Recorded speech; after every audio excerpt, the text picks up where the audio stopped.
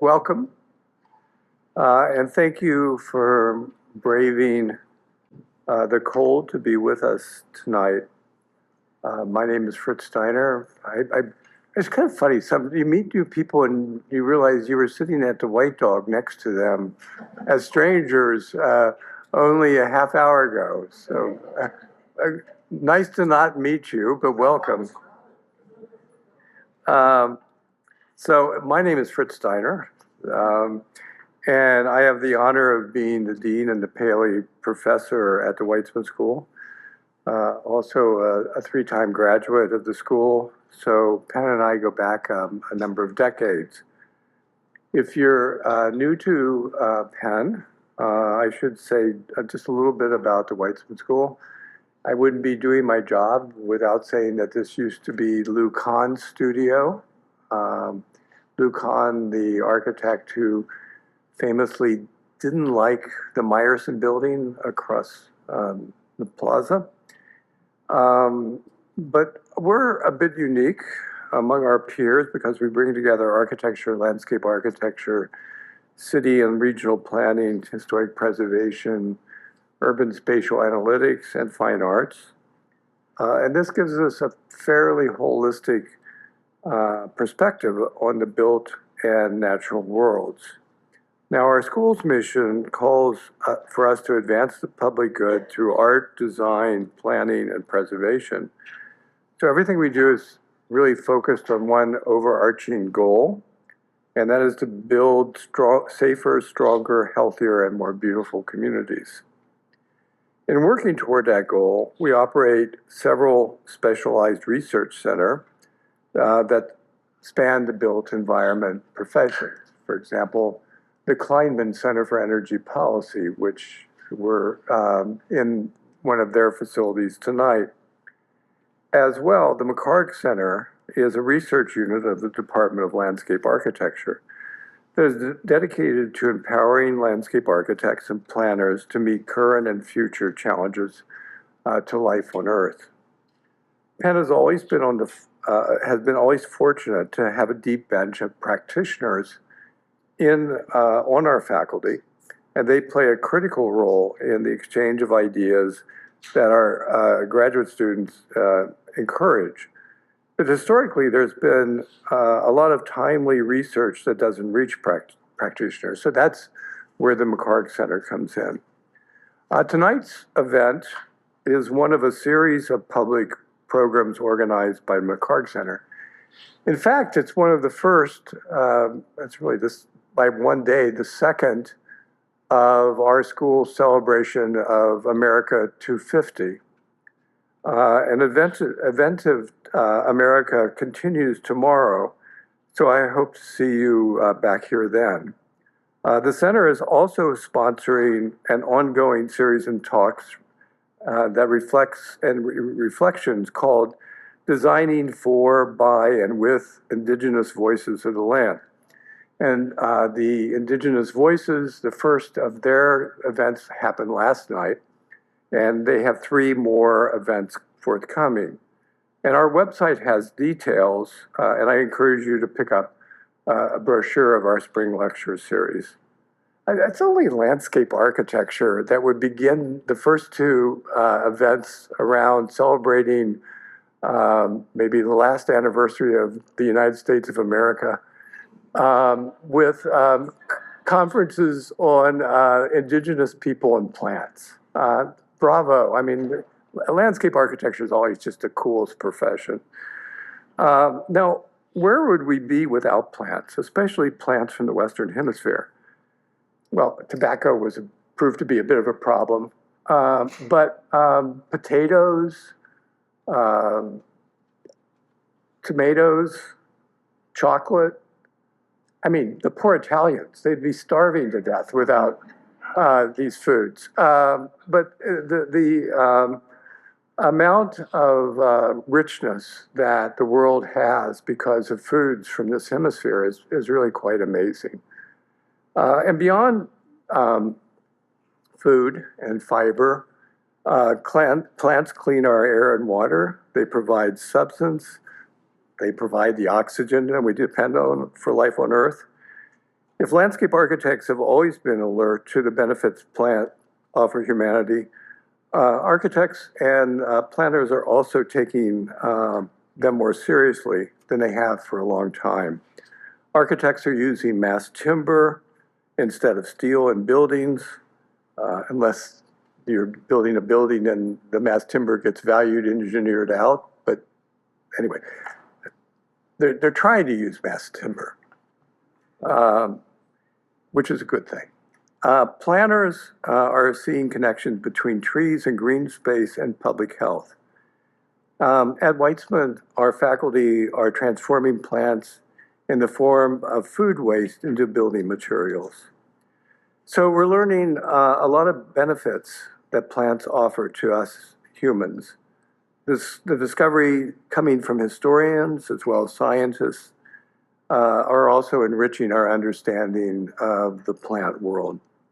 So it's fitting that Adventive America looks back to the plants that helped shape our country since even before its founding. So now it's my pleasure to turn podium over to Catherine Sievett, the Meyerson Professor of Urbanism and the Chair of Landscape Architecture and Faculty Co-Director of the McHarg Center. Catherine?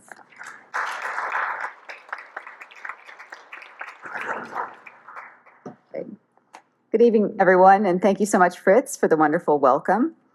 I'm Catherine Sievett, Meyerson Professor and Chair of the Department of Landscape Architecture here at the Weitzman School of Design.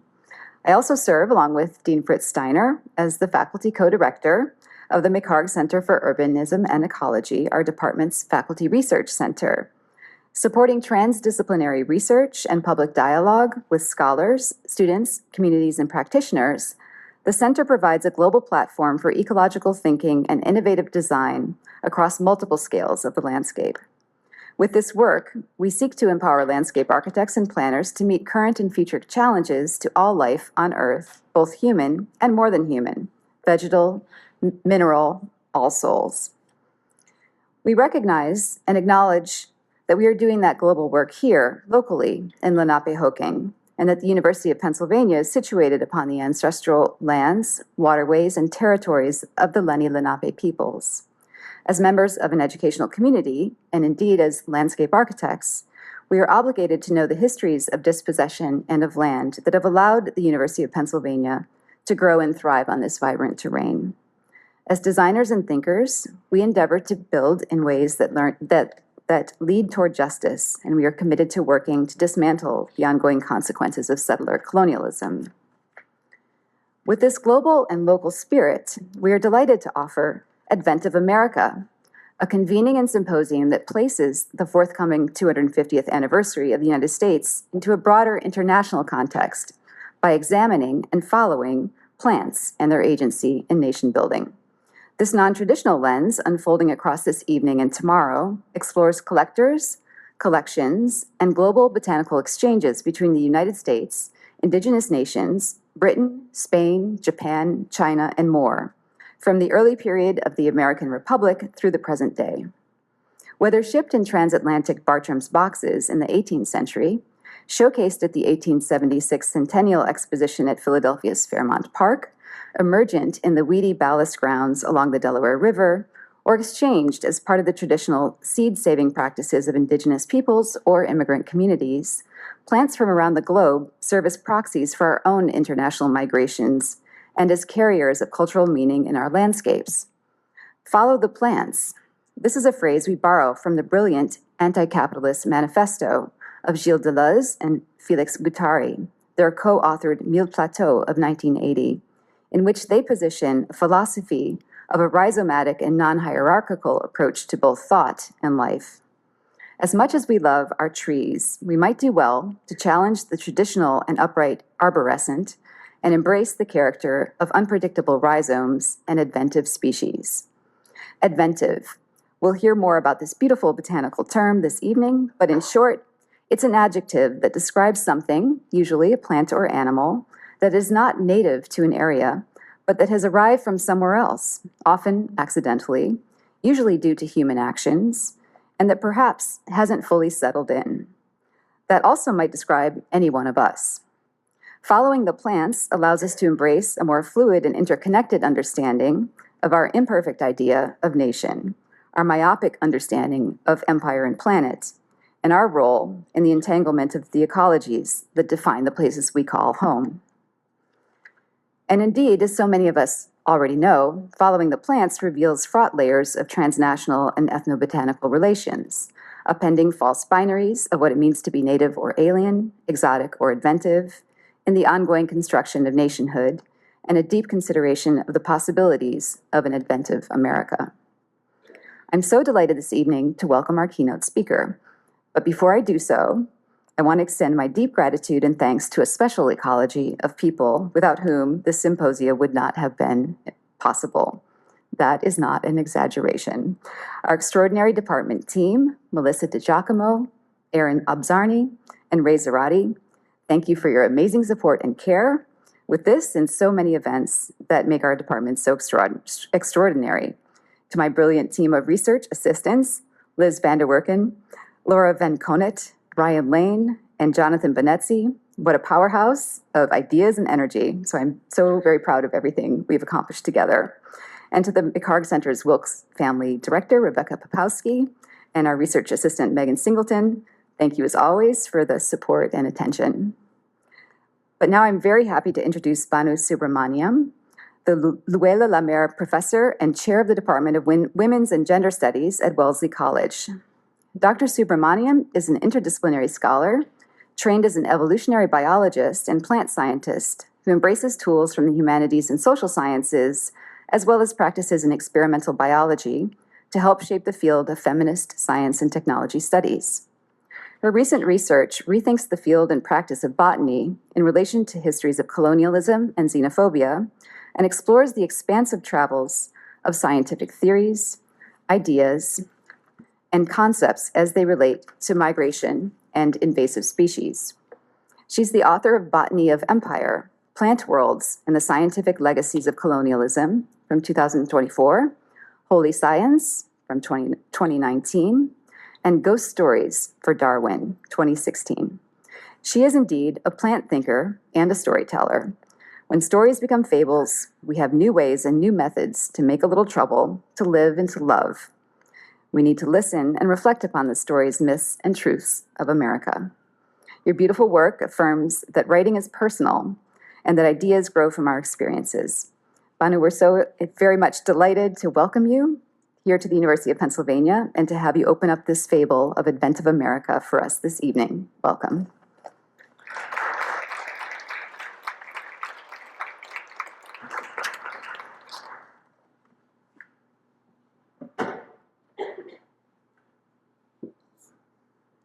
Thank you, Catherine, for that wonderful introduction. And thank you all for coming on this very, very cold Thursday evening. I'm really delighted to be invited here and really honored to be invited here. And also want to thank the special ecology of people that made this event. And I'm really looking forward to tomorrow as well. I wanted to begin with this quote from Viet Nguyen from The Sympathizer. We have an obligation to remember, especially tragic, complicated past. And yet at the same time, we need to move on. We need to forget in order to move on. How do you balance these two things? Follow the plant, and it will lead you into the world. It will help you track the air around its dense canopies, the soil and lively spirits underground, the multi-species life housed in its folds, vast histories of colonialism and conquest, profit and greed, domination and resistance, love and loss, curiosity and care. The ebbs and flows of histories can be told through spices, barks, seeds, fruits, vegetables, flowers, leaves, and roots. Tales not about nature or culture, but a thoroughly embrangled nature-cultural world, steeped in histories of race, gender, class, and sexuality. This year, the United States turns 250. And I want to think about this in the long arc of the planet. It is both a celebration and a reckoning. 250 million years ago, a supercontinent Pangaea fractured into moving tectonic plates and new continental formations. As a result, plants dispersed and evolved in new continents with astonishing adaptations. Then European colonialism disrupted and ruptured. World ecosystems collided in violence and turbulence, a veritable biological and cultural bedlam. As Alfred Crosby argues, colonialism was fundamentally an ecological project. And ever since 1492, parts of the world have grown more alike as ecosystems have collided and intermingled. The colonial exchange, as we began with, is the reason there are tomatoes in Italy, oranges in the United States, chocolates in Switzerland, and chili peppers in Thailand. In 1876, Philadelphia celebrated the rich biota of the world at the Centennial Exposition. In the late 19th and 20th century, the USDA had an active program where biologists were explorers and roamed the globe in search of new and interesting plants of economic and aesthetic interest. Dr. David Fairchild, one man, is said to have introduced more than 200,000 species and varieties into the United States. In the 1890s, the American Acclimatization Society introduced all of the birds mentioned in Shakespeare's works in New York's Central Park. I mean, why not? Such an openness of borders was the norm until late in the 19th century. After a period of growing nativism, we begin to see policing of borders. In the US, as Philip Pauley notes, the paradigm of the nativist approach was the Chinese Exclusion Act in 1882, a year after California's quarantine laws. After World War I, Congress introduced further limitations on entries to all European immigrants through the Immigration Act of 1924. Again and again, human, plant, and animal histories are intertwined. Indeed, idea of nativeness and closing borders emerged first with respect to plants and animals before humans. How did we as a nation transform from an adventive America of open borders to the nativist America in the 21st century? Here I attempt to tell the story through 4 keywords: Advent, Adventive, Adventure, and Adventitious. 1, Advent. The story of the emergence of the US and the principles that have guided its relationship to nature and the environment are deeply grounded in Christianity. As per Genesis, God created man in his own image, male and female. God blessed them and said to them, "Be fruitful and multiply, fill the earth and subdue it, have dominion over the fish of the sea, over the birds of the air, and over every living thing that moves on the earth." When Europeans moved away from their lands, Robert Miller argues, they became interested in creating empires in Africa, Americas, and Asia. Of course, many of the lands already had inhabitants by indigenous people. So the church and kings and queens of Europe developed international law, or the doctrine of discovery. Rooted in a series of papal bulls in the 15th century, it asserted that European nations could claim ownership of lands not inhabited by Christians. It gave rights and religious justification for European powers to conquer and colonize non-Christian lands, leading to the age of discovery, or the age of exploration, the most euphemistic terms I have ever heard, from the early 15th to the 17th century. The non-Christian world was terra nullius. It is well worth remembering that the doctrine of discovery is still alive and well today, justifying ongoing resource extraction and colonization. We remain a settler colonial nation. The US planted its flag on the moon in 1969. Russia and China planted their national flags at the bottom of the ocean under the North Pole in 2007. China planted its flag under the South China Sea in 2010. Finders, keepers. Greenland, anyone? English settlers claimed US land by virtue of King James, its first settlement, Jamestown.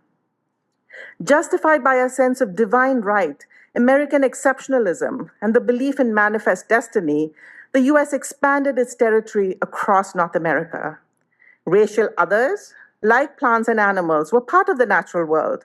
To exploit them was both duty and destiny, as inevitable as tending crops. The dominion over nature and non-white people also meant dominion over nature. In this vision, the world was separated into binary categories of rational humans and dumb matter of the world. Nature, always gendered female, was bountiful with free gifts for the pleasure of Europeans. Like all mothers, she was always expected to give freely and generously, and what she gave belonged to elite propertied men who had dominion over her and the labor of others.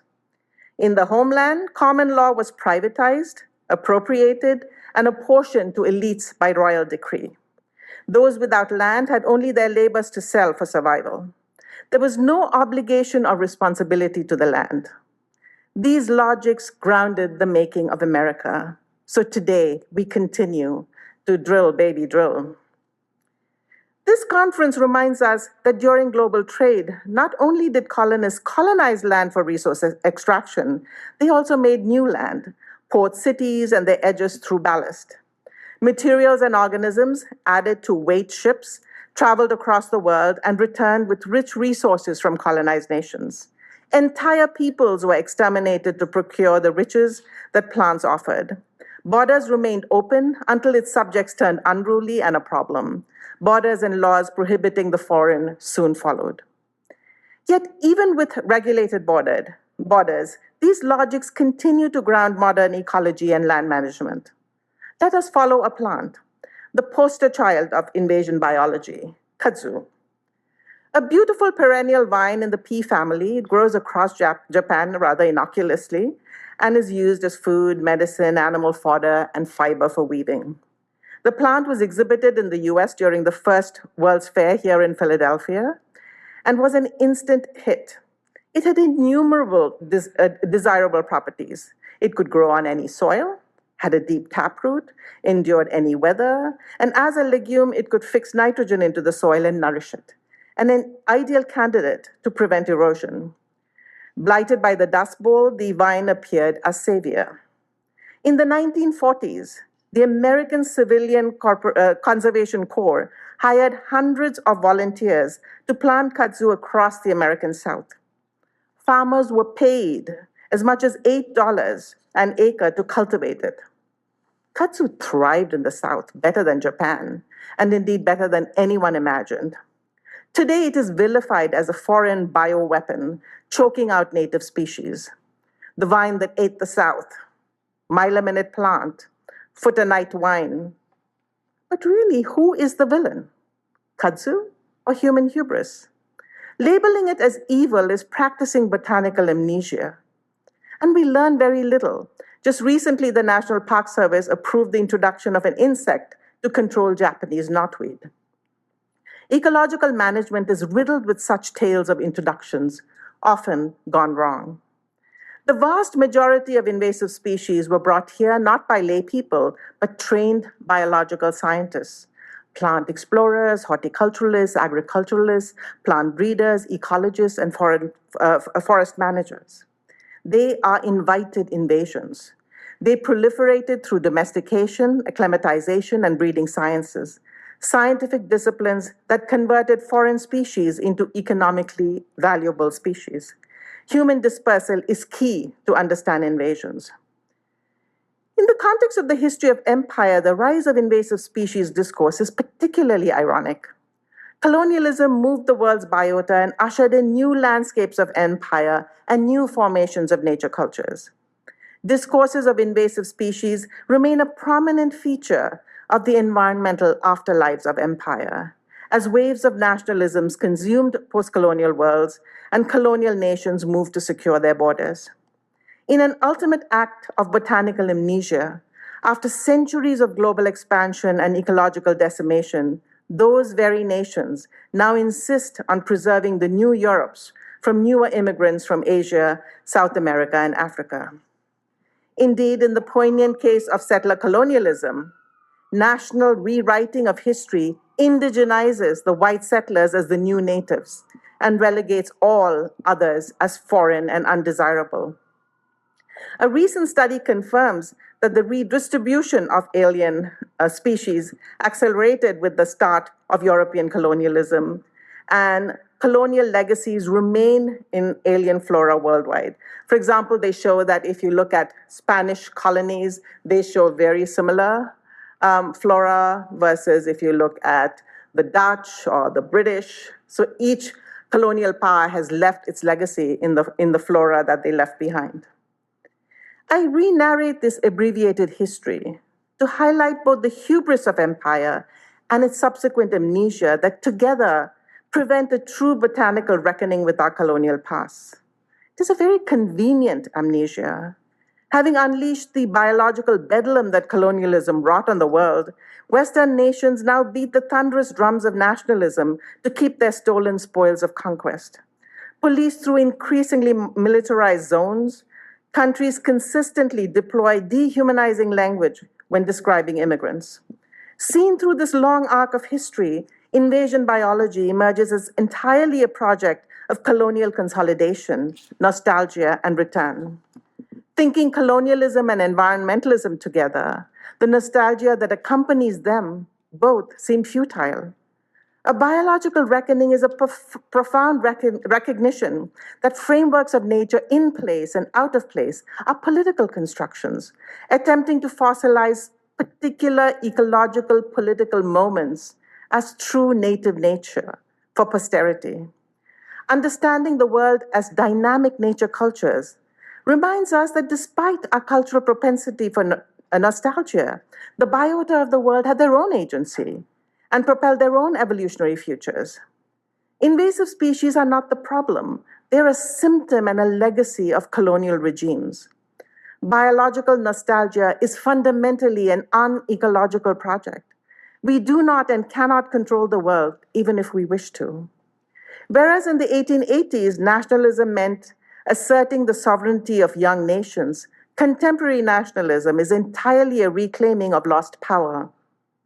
It is about lost sovereignty, lost power, a nostalgic fantasy of return to the past. 2, Adventive. In these days of virulent xenophobic language of invasion species, adventive species offer a different framework in which to think about plant migration. As Catherine Sievert argues, I love that term because it doesn't imply that they're invasive, that they're exotic or alien. Adventiveness is botanically defined as a species that is not of the place, not native, but is arrived, intentionally or not, by some other force, usually by humans. There's this notion of movement or change of place and about something persisting on its own. What a wonderful term for the afterlives of colonialism. A term for a planet with its tectonic plates always on the move. Humans are a migrant species out of Africa. The question of nativeness is a question of time and place. When did something migrate to a new place? How long does a species have to reside in a place to be native? 50 years, 100 years, 500 years, before Columbus? Ultimately, whether we call something native, foreign, exotic, or naturalized are political constructions. As Stefan Helmreich argues, the concept of invasive species is a discourse based on taxonomy and biological status. It is historical, political, cultural, not evolutionary. Curiously, if we want to understand plant taxonomy, we have to talk sex. Today, all species names are usually in a binomial, genus and species. So this is the Latin for the great white shark. This is the legacy of Carl Linnaeus and his enduring classification system. As Londa Schiebinger reveals, he introduced new sexual vocabularies premised on binary sex and cis heterosexuality. Human sexuality was naturalized and universalized and then imposed into the world plants. The scientific revolution and the revolution in sexuality and gender came together during Linnaeus's time to elevate plant sexuality as a central focus of botany. Janet Brown concurs, arguing that the laws of nature were read through the evolving lens of human sexual relations. A male-dominated world sat squarely on a binary heterosexual world. In his nomenclature, Linnaeus did not use non-sexual terminology of pistils and stamens, but introduced the words andria and gynia, which from Greek mean husband and wife. Not only were his plants sexed, but they actually became human, specifically husbands and wives. His renowned key to the sexual system is founded on the nuptiae plantarum, or the marriage of plants, based on their union and implicit heterosexuality, terminology we still use today. Linnaean taxonomy built new understandings of human sexual difference and traditional notions of colonial sexual hierarchy. The implicit use of gender to structure botanical taxonomy came together with the explicit use of human sexual metaphors. This innovation arrived during the 17th century and the age of exploration, and academic botanists who previously mostly were medical practitioners cut those ties with medical practitioners and tried to create a universal nomenclature for plants. Colonial science erased a plethora of language and meaning-making practices and nomenclatures across the world to usurp multiple indigenous cultures of knowing and replacing it all with the universal scientific monoculture of knowledge.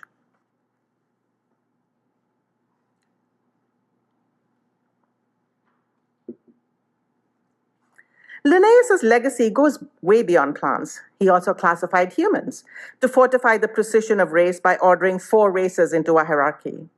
Linnaean racial typography has also had a far-reaching legacy. As feminists have long reminded us, gender is a racialized category.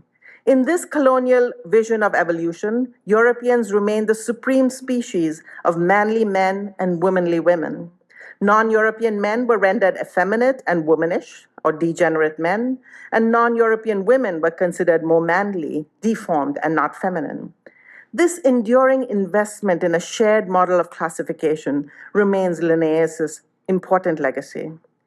It is such context that the biological sciences emerged deeply grounded in colonial logic. As Helmreich argues, it is best for us to understand plant classification and discourses surrounding invasive species, such as native, exotic, foreign, naturalized, as akin to histories of nations, states, and migration than any essential biological category of organism. Let us follow another plant, the quintessential icon of the West, the tumbleweed.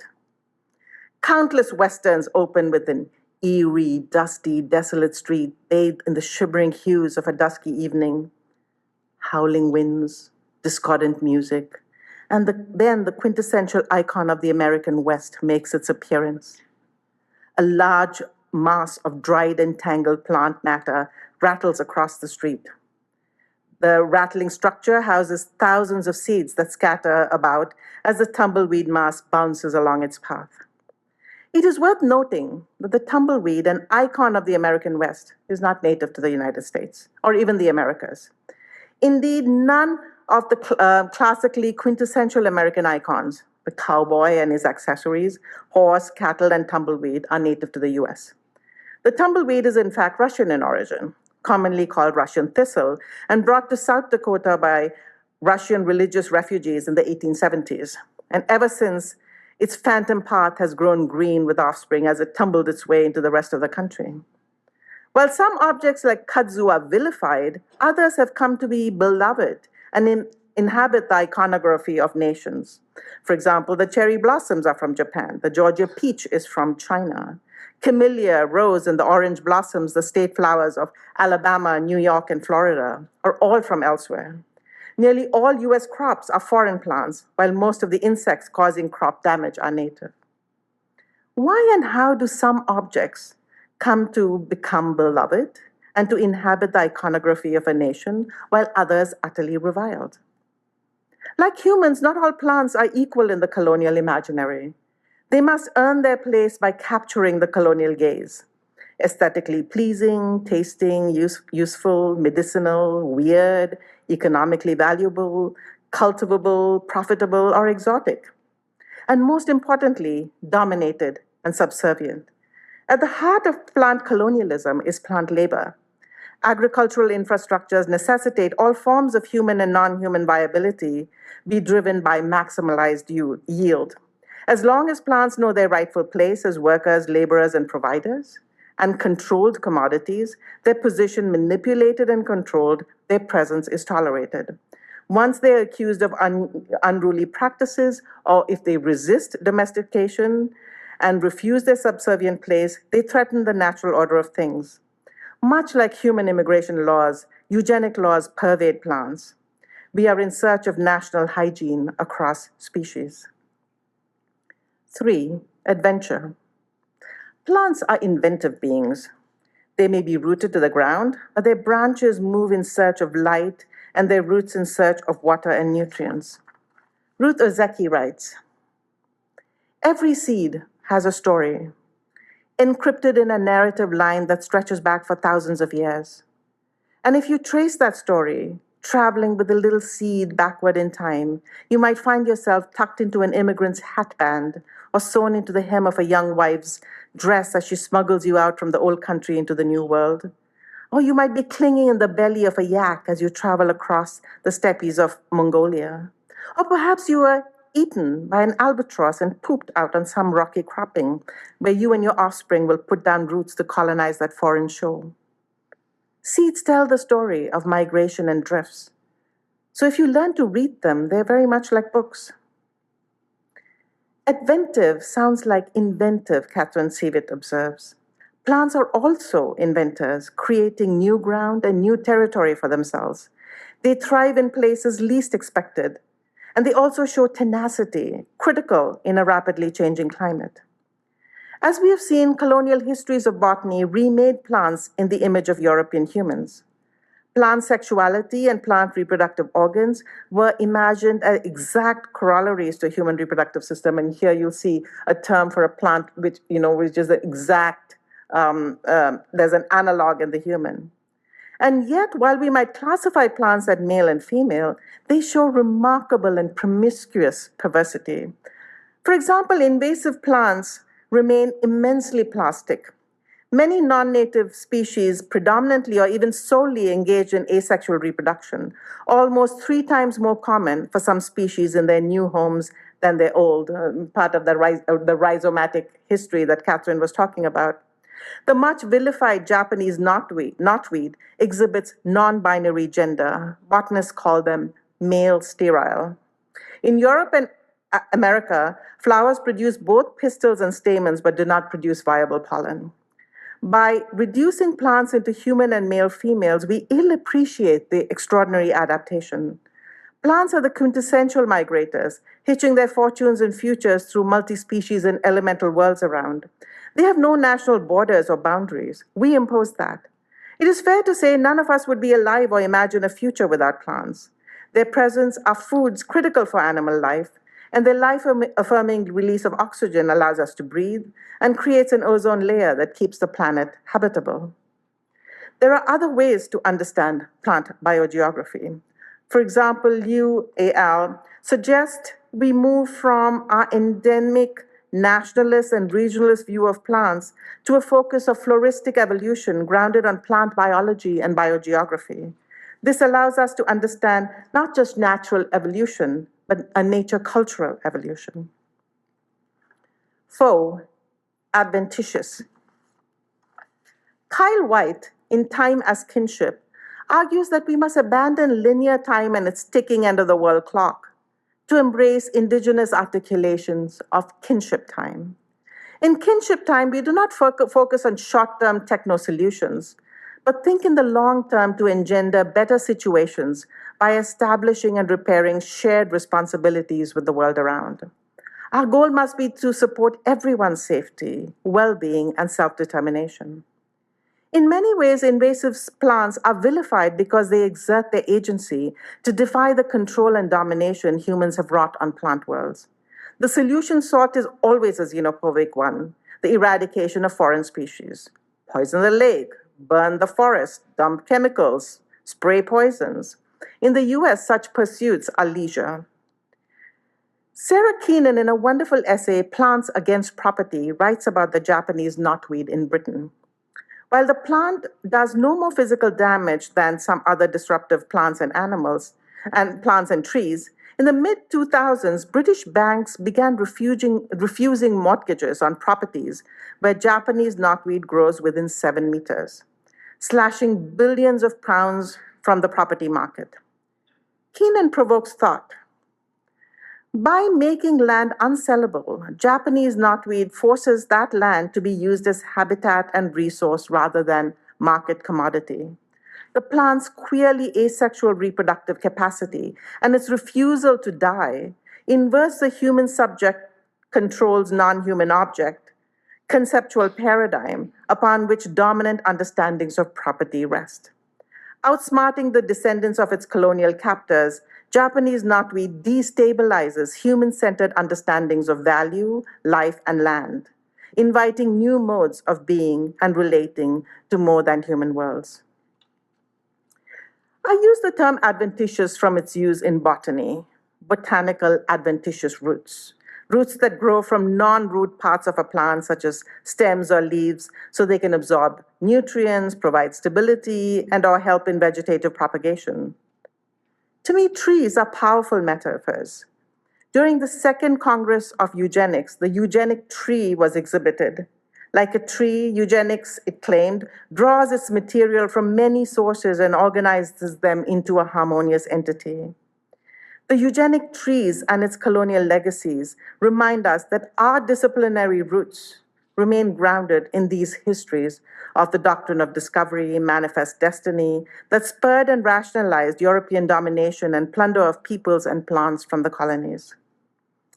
But adventitious roots can also be resistance and revolutionary. If we sever roots from the parent tree, we can put down additional roots for life on Earth to persist, to seek sustenance, find stability, and expand our efforts to imagine a different world. These new roots can draw on rich intersectional global histories that make up this world. Follow the plant, and it will lead you into the world. From the supercontinent of Pangaea, we have splintered into different land formations.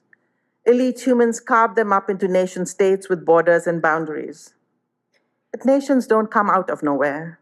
They come with deep roots steeped in history, in struggle, in hopeful and dark days. Nations are also not monolithic, they are multiple.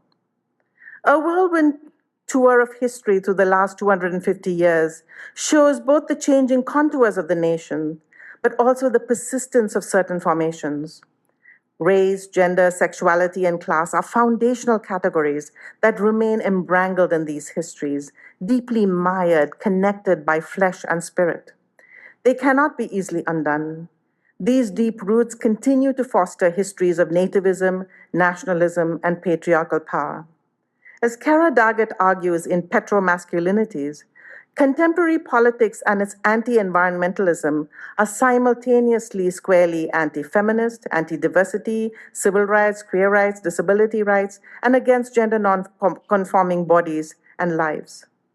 Instead, we are offered the salve of nostalgia, a past that celebrated white and male supremacy, a nation where women knew their reproductive place and where non-white people leave its folds. To work towards environmental justice means addressing these histories. Nicholas Rayo and Laura Ogden offer an Adventive vision from the Anishinaabe people. Rather than pathologizing plants as invasive, the Anishinaabe teachings regard new plants and animals as natural processes resulting from migration by other than human natives. Plant movement is not inherently good or bad. According to their teaching, it is the responsibility of humans to determine why the migration has occurred.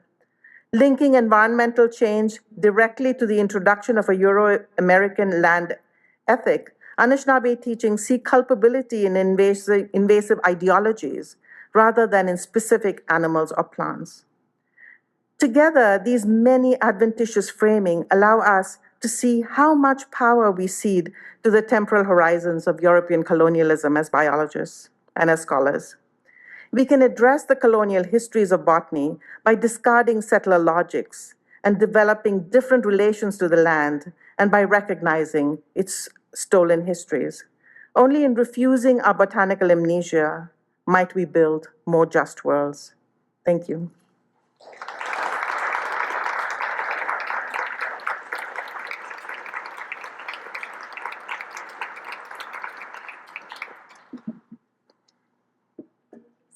happy to take questions, criticisms, challenges, praise.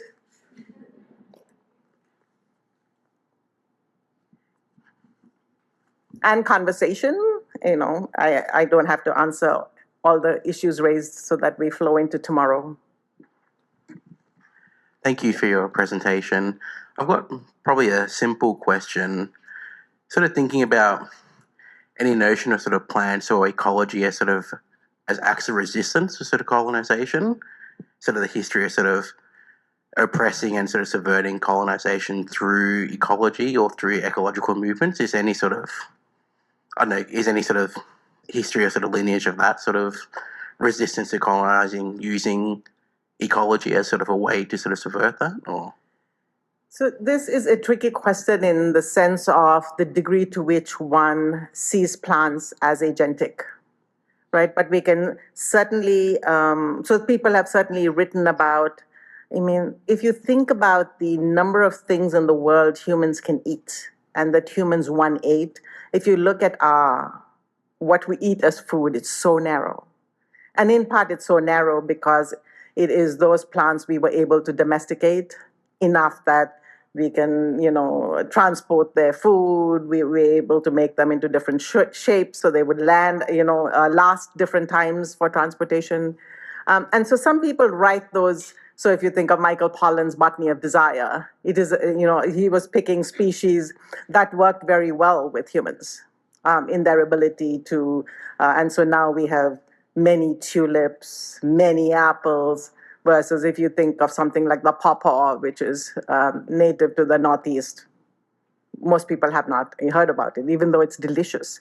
But it survives for about a week or 2 weeks, and we haven't figured out how to keep it lasting. So some people tell those stories as plant biologies that were resistant to colonization, whether one calls them resistant or they were incompatible with colonial logics is, I think, debatable. And I've found Sarah Keenan's piece also really interesting about the ways in which invasive species now, if they reduce property value, then people can't do anything about it, and then it goes back into the land. So there are interesting ways in which people are thinking about that question. But I think at the heart of that question is a question about agency, what they can do or not. And so depending on there are many people who write about plants as agentic, in which case they are resisting colonization. thank you. And sometimes in colonial nations, you also see tussles between natives and colonizers around plants, of what you can plant and not plant, and so sort of plant wars in terms of what the different groups planted.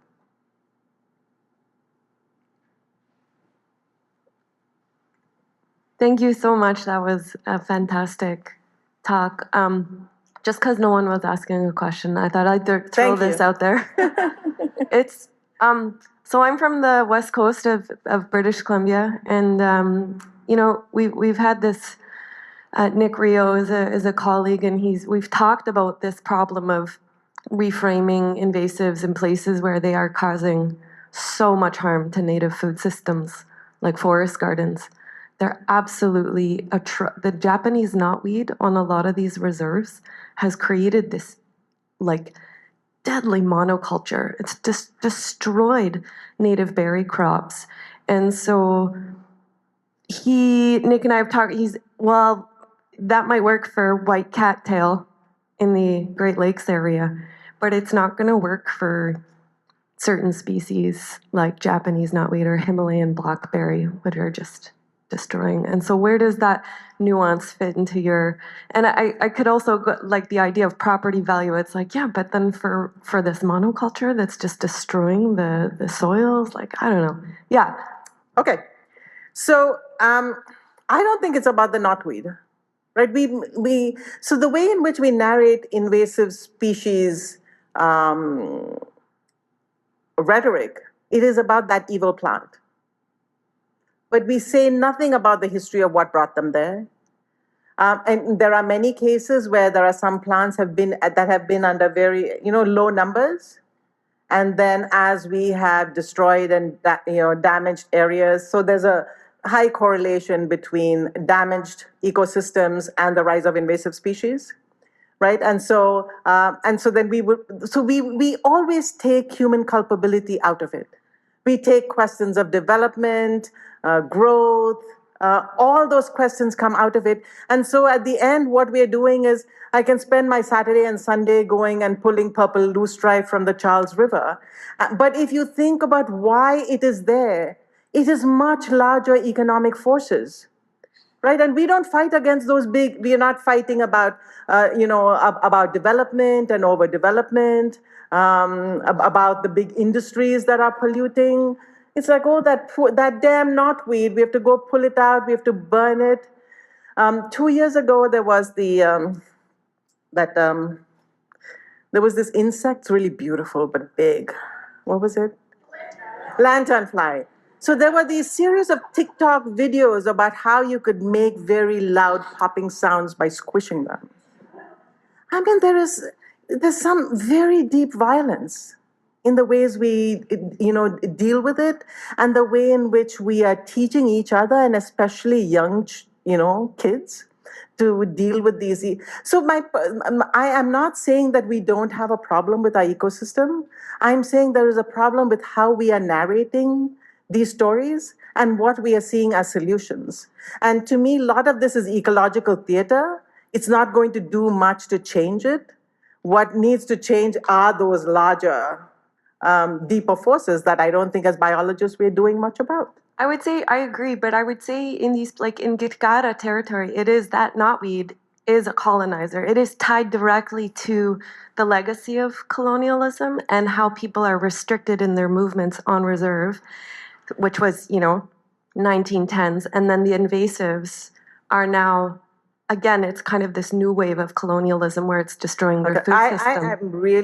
I am very uncomfortable with using the word colonizers about plants.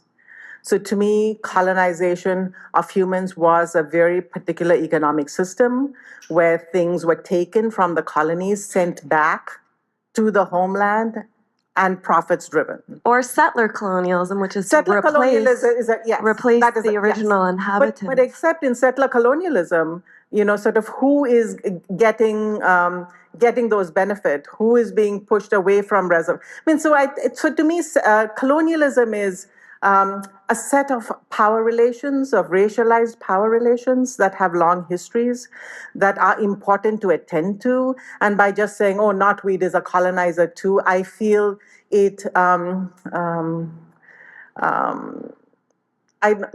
ill appreciate those histories of colonialism. So I don't like the export of that kind of terminology onto plants, because I think it reduces or minimizes what European colonialism has done. And I guess Alfred's would be imperialism would be okay? Sorry? The ecological imperialism would be... in terms of what human Europeans did, yes. Yeah. But I would use different... ecologists have a lot of language to talk about what happens in ecology. I would use that terminology. Right, and a lot of this is not new. This planet is a very old one, and we have had many multiple histories. So to me, I really want us to go back to follow the plant, quite literally, to be able to understand why these things have happened, why we continue to damage land. Right, so I was talking with Catherine earlier. I've been working with these two ecologists, and it's like whenever you create your garden, the first thing you do is you pull everything out. So you create the conditions for knotweed and others to come, and then you have to plant things every foot or 10 inches. So even our gardening practices, if we think about these histories of invasive species, we are creating the conditions of it. And so I think there is much we need to rethink, from the point of view of plants. Thank you so much. Really appreciate you making the point about the kind of danger of misapplying metaphors when they are maybe imprecise and maybe project things that were never intended. And the eugenicists were particularly good at this, but we can find many examples across social sciences where ecological metaphor is kind of applied, perhaps imprecisely.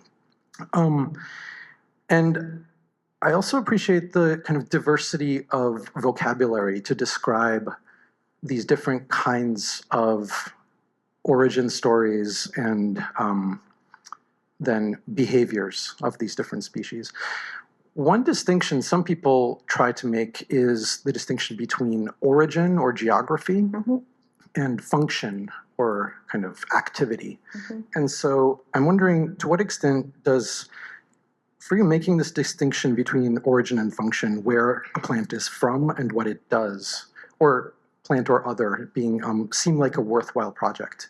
Totally. And maybe as a converse to that, you know, we increasingly recognize the fragility of the kind of rich interconnections of relations of plants and animals that have co-evolved for extensive periods of time in the same place, in the same ecosystem.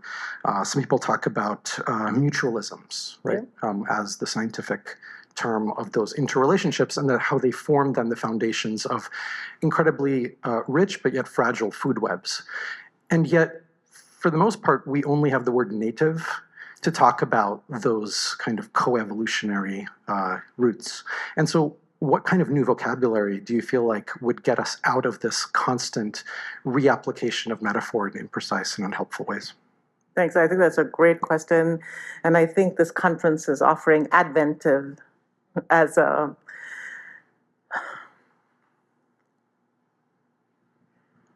I personally, I'm not sure these words are, this native, foreign, is doing much for us. And mostly because of how much movement, how much things have been moved around. So to me, when one holds on to those narratives, I think all they do is fuel xenophobia, within countries. But that said, I think there's a lot to be said, and there are many biologists who are working on, it's like, no, I don't want to go back. I don't want this looking like it was 500 years ago, 1,000 years ago. But given climate change, even if I wanted it to look 500 years ago, it's going to take the climate has changed. There are different species around. So who are thinking of what is the climate going to look like, and working towards the future. And I find those very useful, very productive.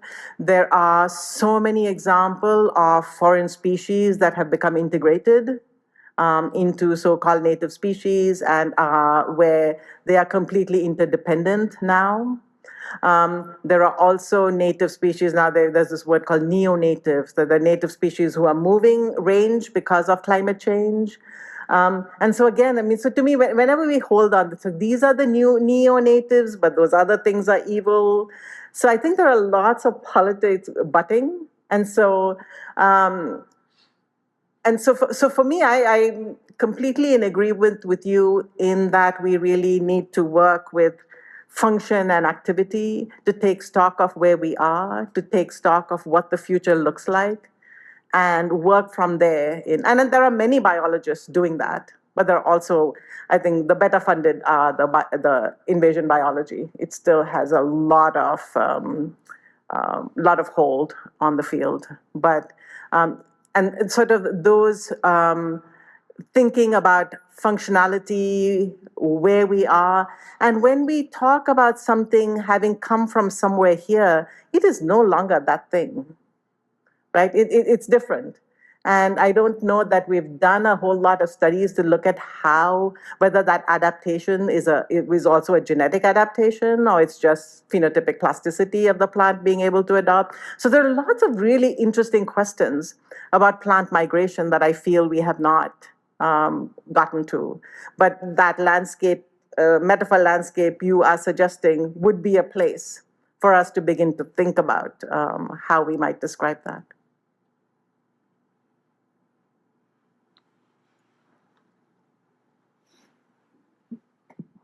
Hello.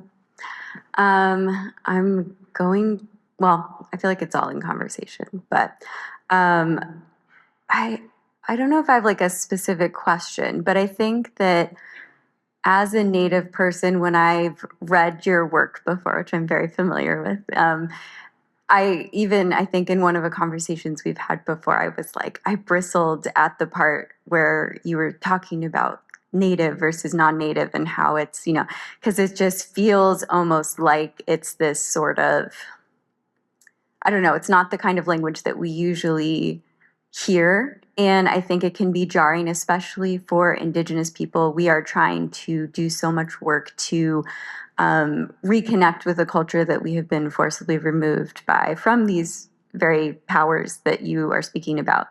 So I just wonder where the space is between us, and you don't have to have an answer. It's like a philosophical question for everyone too. But I wonder, like the plants is like a micro to think of a macro thing in which we are, as Native people, contending with trying to be recognized, trying to like have our sovereignty back while also acknowledging that we are in, the 21st century in a contemporary world in which we share this space with everybody. So I'm just wondering if you have any thoughts on like ways in which we can sort of be in community and that like liminal space perhaps.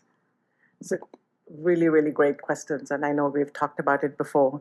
And so the way I feel I am trying, so there are two main things I feel I'm trying to deal with that question. One is making a distinction between Native and Indigenous, right? And just because the Native has taken hold within biology and is very much caught up with this invasion biology, which is really not about generations. It is, it is some litmus test of geography that decides whether you can live or die. And I don't find that in any way, what's the word I want? That it works with Indigenous studies. It comes from, I feel, a very settler science idea of invasion science. And so to me, I really make a distinction that the native of invasion biology is not the native of Indigenous studies. These mean very different things. They come from different places. And when in Indigenous studies, the work that I've read and the people I've talked to, when you say something is native, that is not the origin of the plant. It is about established relationships of humans and plants and animals that go through generations, right? So it's capturing something very different than this litmus test of, or the origin story that someone there was talking about. The second thing that really interests me is the way in which this idea of the native has taken hold in ecology as that central principle. So and this is just purely in terms of those of us in the world where migration is what has driven, whether it's forced migration or voluntary migration, that is also another mode of ecological being and moving. And I don't know that there only needs to be one model of how we model ecologies of the world. So I want to make space for migrant ecologies of how to think about movement and motion, how to think about making new homes, about making friends of, so it's a very different language when it's not from there and it's not talking about rights and property rights and what you have. So I sort of want to make space for both these. That's sort of in terms of my work. These are the two spaces in which I'm trying to work through, and I would love ideas of other ways in which to think about this. Thanks. Hi. I guess I also just wanted to bring up, can I go? It's all right? All right. The question's a little bit different, but I think also grounded in this question of community. So, and thank you for your talk. I find I'm kind of going back to that quote you started with in the very beginning of sort of how do we see these legacies and grapple with them but really coming from this perspective of how do we also move forward, right? Like, so what do we do now? And so it very much resonates with me, this critique of this legacy of botanical language and botany, taxonomy. I find that for sure in a great deal of horticulture. I would say as an ecologist, I do not actually find it to be the dominant language of ecology. What is not the dominant language? The focus on the individual and classification. So, and mainly that's also probably just because of the type of ecology that I was exposed to, right? And the moment in time in which, my education happened, because I agree with you that for sure there are many ecologists who were trained with a grounding primarily in botany and in evolutionary biology. But I guess what I'm getting at is I wonder if, as we look forward, I think that the focus on the individual, which is the preemptive obsession of Linnaeus, right, and classification, as we move forward can distract from this huge, rich tradition, and what I would say is probably the dominant focus of ecology in the last 50 years, of community, the ways in which plants act on each other and with each other over time. And I just wonder if you see that as helping some of us like find a bit of a way forward as a counterbalance to this lineage that I think you're very correct to point out, because there is a great deal of research that goes either, as Nick was saying, looks at function, but also plants are very opinionated about each other. Indeed. And a lot of folks spend a lot of time trying to observe, work with, or I might even say participate in those opinions that plants have as communities, as individuals. So I'll just round this sprawling question out by saying, I wonder if you see any role for stewardship, and if stewardship to you feels like a meaningful word, but might be a different relationship to plants than colonial domination and capitalism. I hope we can talk more tomorrow or later today. So I agree about community ecology and the focus of ecology, but like every ecological study that I've read is always, we're studying about this species and its relation with this species, or this species that is now invading this other community. That is, so when I'm talking about individual, it's not an individual plant, but in terms of species as a category. Don't you think? That's an individual, I would argue. I'm not sure I agree, or I would like to talk more to understand why you would say that that we don't work with the unit of species in ecology.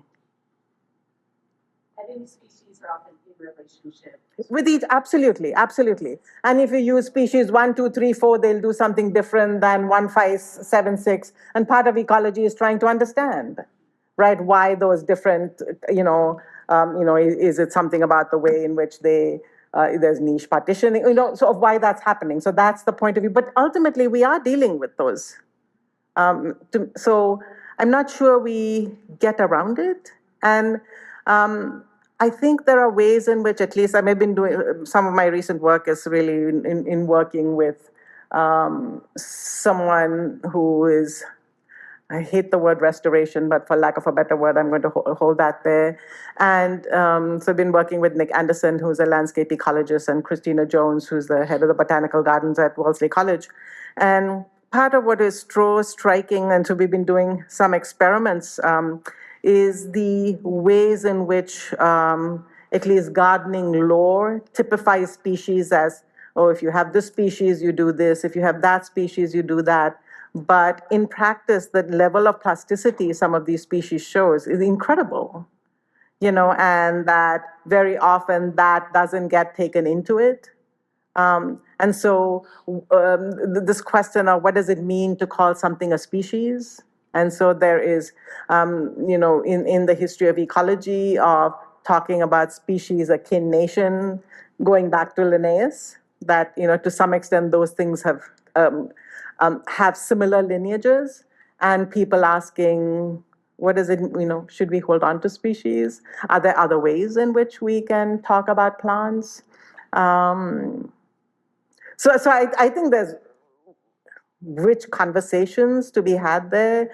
And this is why, to me, interdisciplinary work is so important, right? I didn't study any of this in my biology classes, right? So in biology, I studied all the eugenic people, but not about eugenics. In my feminist classes, I studied about eugenics, but not the eugenic people. It's only when I started reading about the history of morning glories that I hit eugenics and I realized they're the same people, right? And it's just, we do such, and maybe this is, there's this wonderful term, agnotology. It is about sanctioned ignorance that we have all produced, and in part, disciplinary knowledge allows for that, right? So I will never study that because that's an other side of the pond to do, to do that. But I think it's so critical for us to be asking those kinds of questions of, do species and nations come from similar histories? And what does it mean that they come from similar histories? Should we be thinking about them differently? Similarly with, if we don't talk about male plants and female plants and male parts of plants and female parts of plants.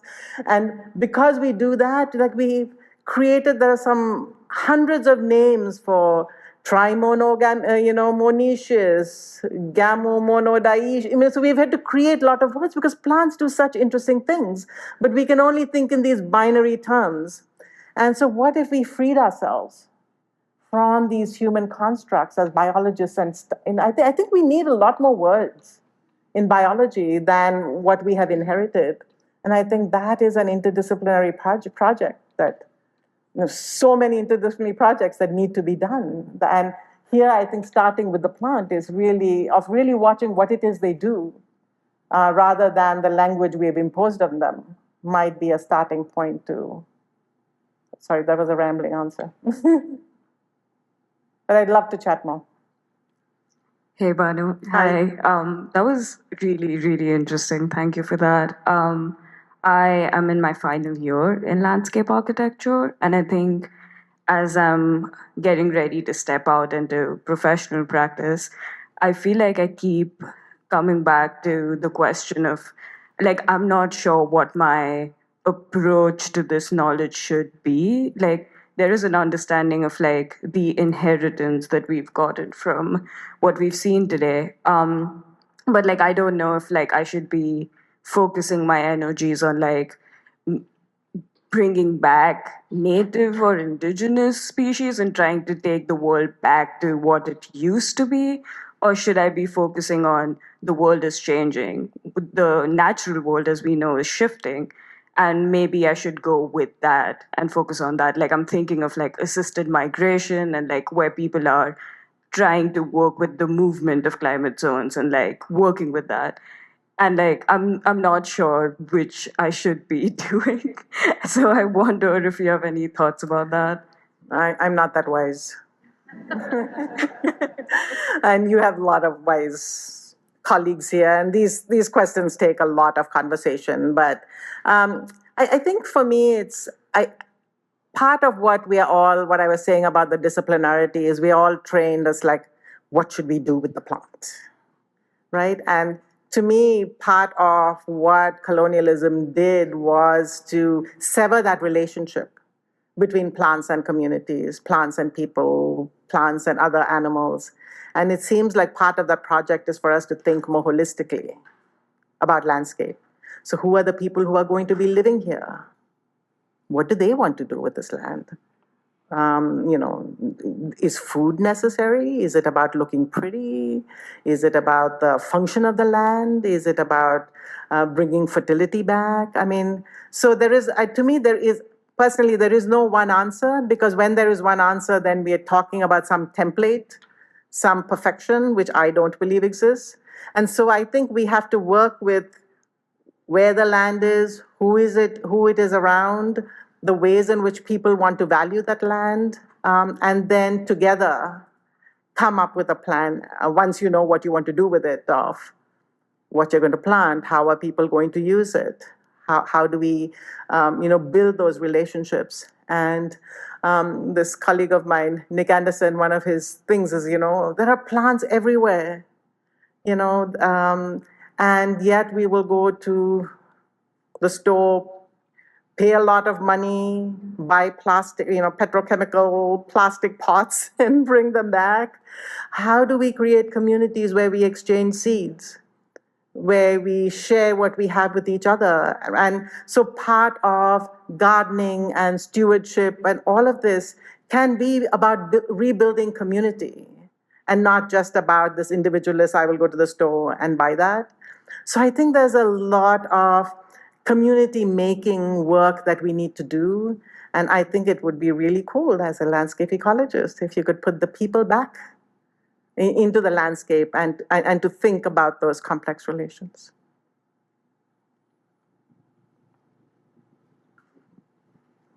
Thank you so much for your talk. This has been really wonderful. If you could open up my head, you would see the gears turning. So I hope my comment makes sense. I've really enjoyed the conversation so far as well. And I come to landscape. I'm in my third year of 4, so I graduate next year with Master of Landscape.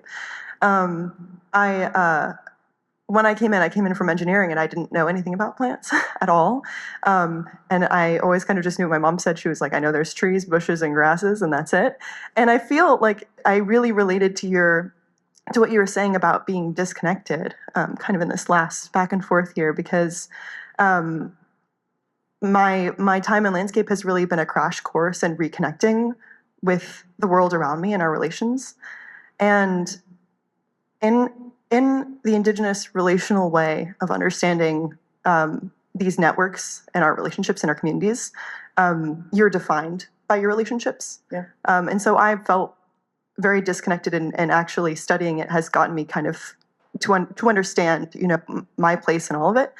And I was also really pleased when I came into the program that I got to kind of unlearn this sort of binary, native, non-native, and I was quickly disabused of that. And I was told sort of first day in workshop, it's introduced, and not every introduced plant is aggressive, and is not detrimental. And as this kind of conversation was going on about healing in communities, and different ways of thinking about it, reframing agency in plant communities, what does that mean? I really kind of actually pieced it together. Maybe I was the last person to do so, but I think I was realizing I was really thinking about that introduced not meaning to a place, but to the networks and to the communities and what that means, and defining things based on impact and not necessarily just by categorization. That's lovely. And so I really appreciated that, because my goal moving forward is to kind of think about the next step, instead of just making places that are aesthetically pleasant, to thinking about how, plants can be used as tools to accomplish sort of different ends. But also, what does it mean for those other living relatives of ours to have agency in those spaces?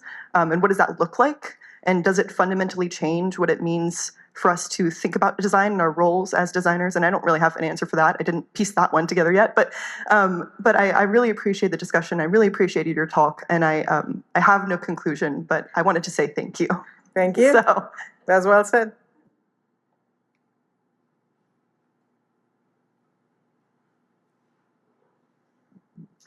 Thank you so much, Banu. I really appreciated your framing of kind of this shared etymology as you kind of moved through like Advent and Adventive and these other terms. I've been thinking a lot recently about kind of the shared etymology of empire and empiricism.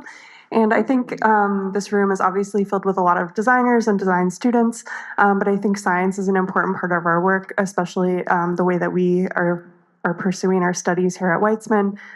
Climate change is obviously an issue that's at the forefront of many of our ways of thinking and approaching things. And so I would just be interested in hearing some of your thoughts. I think empirical science is often framed as like being neutral or objective, and there's obviously this kind of milieu of empire and how science brings these problematic histories and forces with it. But I think there's also many benefits we receive from science, and in a political era, in which science is under threat. I'm increasingly appreciative of those. So I would just love to hear any thoughts you have about those words and kind of their connections and shared origins.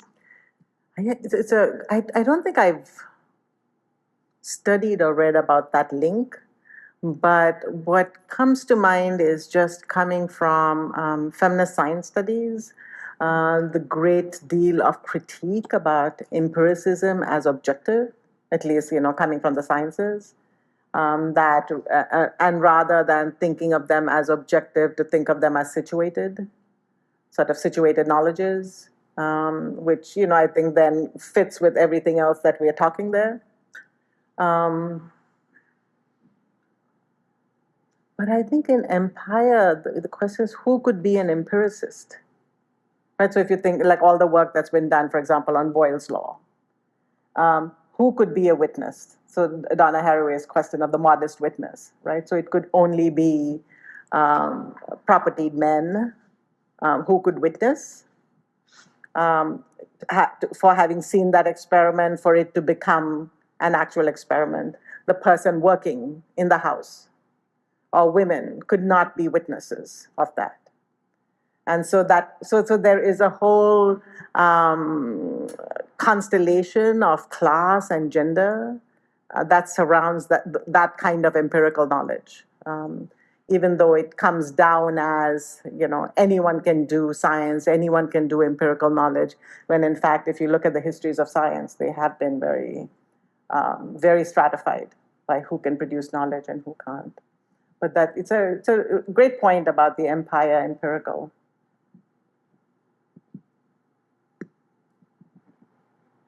I think we might wrap up here, but I wanted to say thank you so much. And I think we will be exploring so many of these topics tomorrow as well. Our second panel is Empire, but we'll start with the nation, then we're going to go home at the end, right? So both in the panel and at the end of the day tomorrow. So thank you so much for the conversation. I think this has been extraordinary, and the questions that you all have posed are really fantastic. So thank you again, Banu, for everything. And this is a wonderful way to start the Adventive adventure. So thank you so much. Thank you all.